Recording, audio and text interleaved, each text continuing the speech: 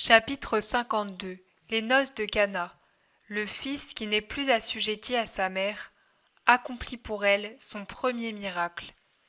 Le 16 janvier 1944 au soir, les noces de Cana. Je vois une maison orientale typique, un cube blanc plus large que haut, avec de rares ouvertures surmontées en guise de toit d'une terrasse entourée d'un muret d'1 mètre environ.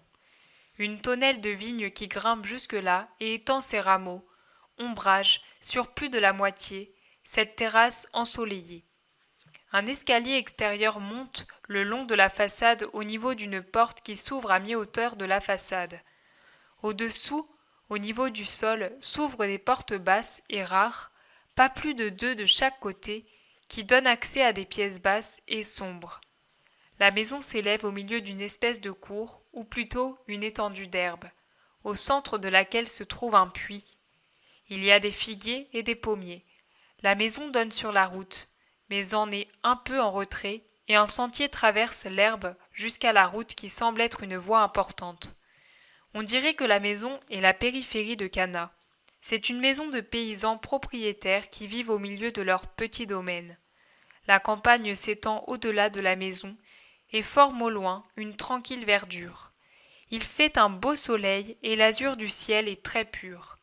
Au début, je ne vois rien d'autre, il y a seulement la maison. Puis, je vois 2 femmes portant de longs vêtements et un manteau qui sert aussi de voile s'avancer sur la route puis prendre le sentier. L'une est plus âgée, 50 ans environ, en habit foncé de couleur fauve-marron, comme de laine naturelle.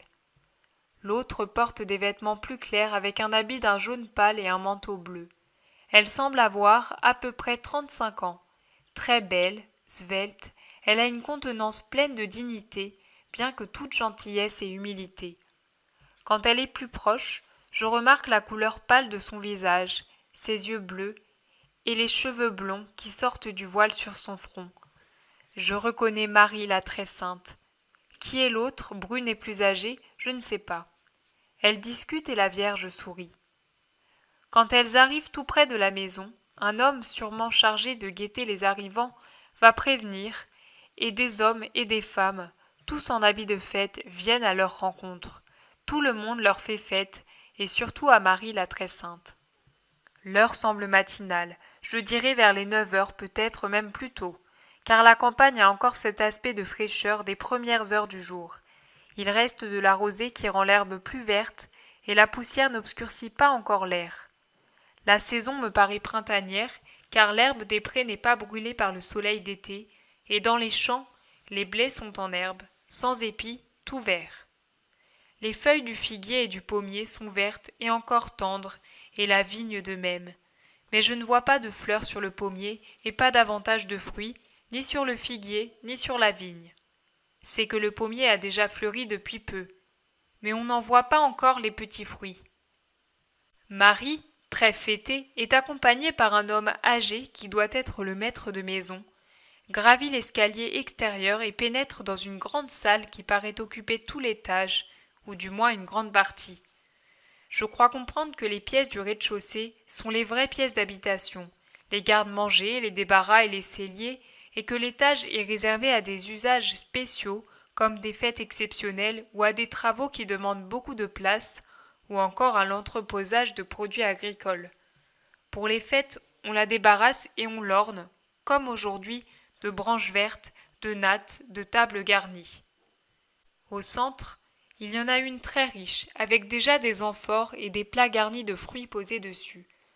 Le long du mur, à ma droite, se trouve une autre table garnie, mais moins richement. À ma gauche, une sorte de longue crédence porte des plats de fromage et d'autres aliments qui doivent être des galettes couvertes de miel et de friandises. Par terre, toujours près de ce mur, d'autres amphores et 3 grands vases en cuivre, plus ou moins en forme de broc.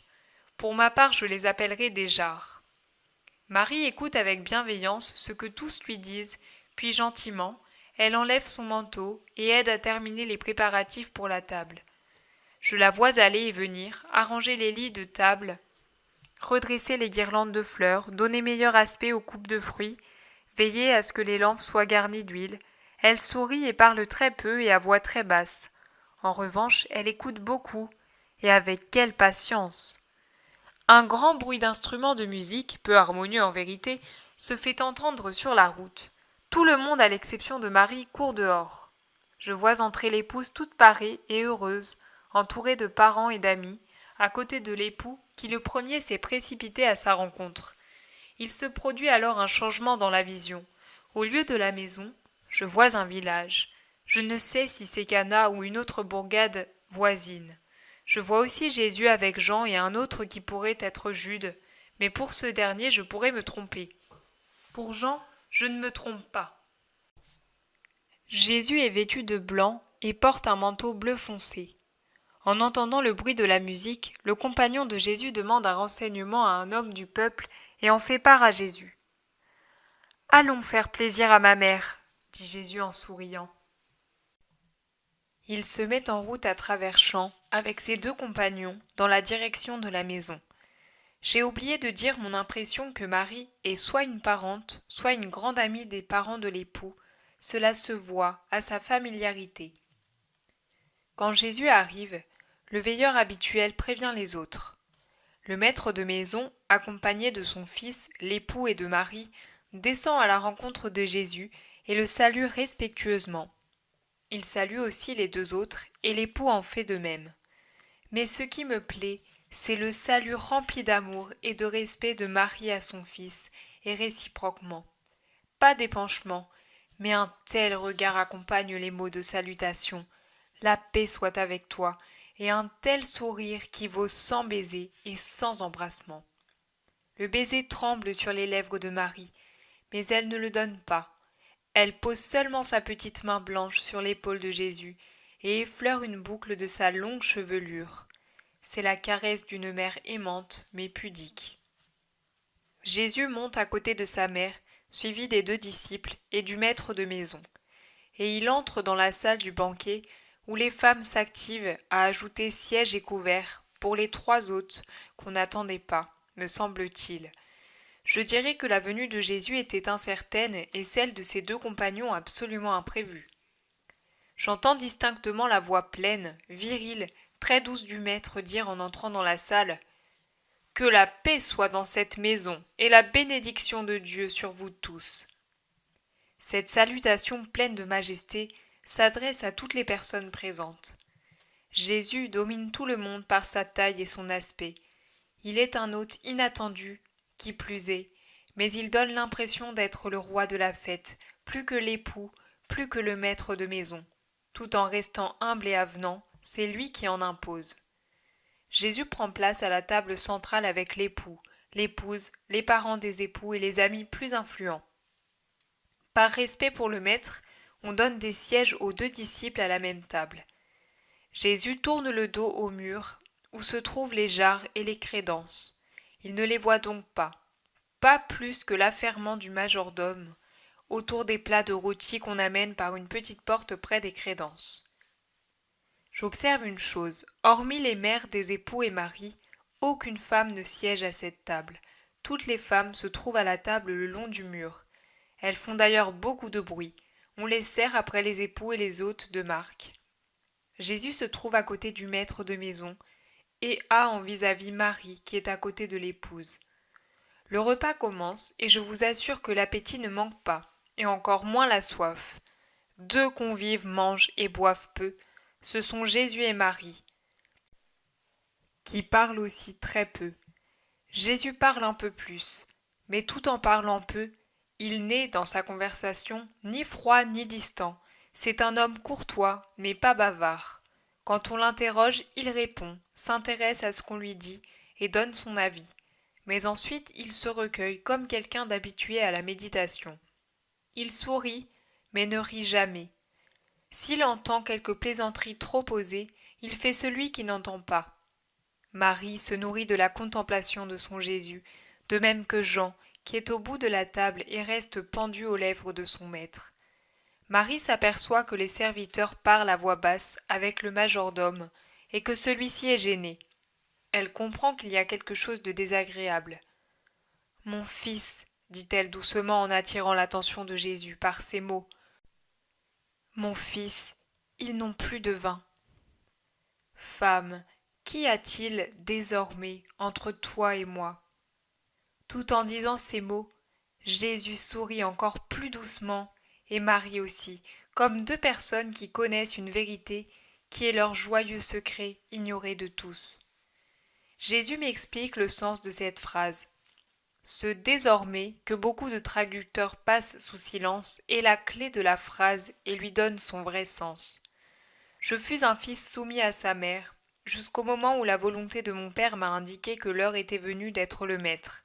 À partir du moment où ma mission a commencé, je ne fus plus le fils soumis à sa mère, mais le serviteur de Dieu. Les liens moraux qui m'unissaient à celle qui m'avait engendré étaient rompus. Ils s'étaient transformés en liens plus élevés. Ils s'étaient tous réfugiés au niveau spirituel. Mon âme appelait toujours maman, Marie ma sainte. L'amour n'a pas connu d'arrêt, ne s'est pas arrêté, ne s'est pas attiédi. Bien au contraire, il n'a jamais été aussi parfait que lorsque séparée d'elle pour une seconde naissance, elle m'a donné au monde, pour le monde comme Messie, comme évangélisateur. Sa troisième et sublime maternité mystique, ce fut quand, dans le déchirement du Golgotha, elle m'enfanta à la croix, en faisant de moi le Rédempteur du monde. Qu'y a-t-il désormais entre moi et toi? J'étais d'abord à toi, rien qu'à toi. Tu m'ordonnais, je t'obéissais, je t'étais soumis. Maintenant, j'appartiens à ma mission. Ne l'ai-je donc pas dit? Quiconque a mis la main à la charrue et regarde en arrière pour prendre congé des siens est impropre au royaume de Dieu.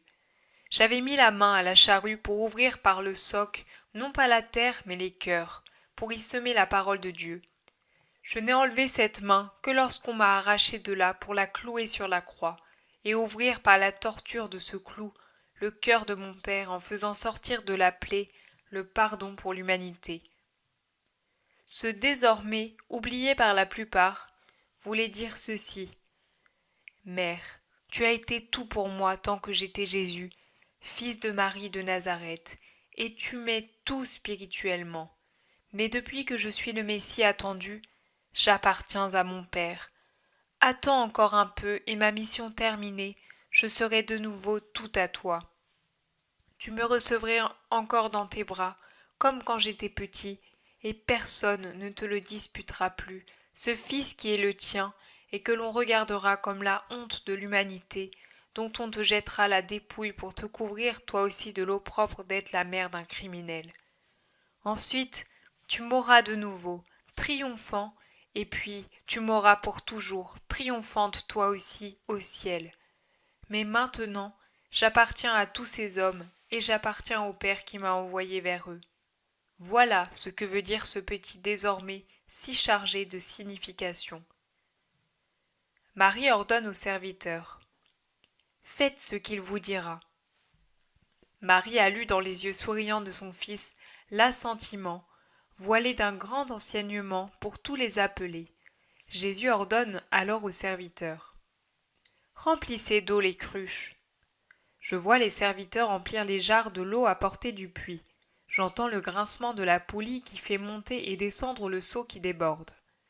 Je vois le majordome se verser un peu de ce liquide avec un regard de stupeur, le goûter avec une mimique d'un plus grand étonnement, le déguster et s'adresser au maître de maison et à l'époux son voisin. Marie regarde encore son fils et sourit, puis, recevant un sourire de lui, elle incline la tête en rougissant légèrement. Elle est heureuse. Un murmure traverse la salle, les têtes se tournent vers Jésus et Marie. Certains se lèvent pour mieux voir, d'autres vont voir les jarres. Après un temps de silence, un chœur de louanges s'adresse à Jésus. Mais lui se lève et dit une seule parole. Remerciez Marie. Puis il quitte le repas. Les disciples le suivent. Sur le seuil, il répète « Que la paix soit sur cette maison et la bénédiction de Dieu sur vous. » Et il ajoute « Mère, je te salue. » La vision s'arrête là. Jésus m'a donné cette instruction. Quand j'ai dit aux disciples « Allons faire plaisir à ma mère », j'avais donné à cette phrase un sens plus élevé qu'il ne le semblait. Je ne pensais pas à mon plaisir de me voir, mais à celui d'être l'initiatrice de mon activité miraculeuse et la première bienfaitrice de l'humanité. Gardez-en toujours le souvenir, mon premier miracle est arrivé grâce à Marie. Le premier, cela symbolise que Marie est la clé du miracle. Je ne refuse rien à ma mère, et grâce à sa prière, j'anticipe même le temps de la grâce. Je connais ma mère, la seconde en bonté après Dieu. Je sais que vous faire grâce, c'est la rendre heureuse puisqu'elle est là, tout amour. Voilà pourquoi j'ai dit, moi qui savais, allons lui faire plaisir. En outre, j'ai voulu rendre manifeste au monde sa puissance en même temps que la mienne. Destinée à être unie à moi dans la chair, car nous fûmes une seule chair, moi en elle et elle autour de moi, comme des pétales de lys autour d'un pistil odorant et plein de vie, et unie à moi dans la douleur, car nous fûmes sur la croix, moi avec ma chair, elle spirituellement, de même que le lys exhale son parfum avec sa corolle et l'essence qu'on en tire, il était juste qu'elle me soit unie dans la puissance qui se manifeste au monde. Je vous dis à vous ce que je disais aux invités.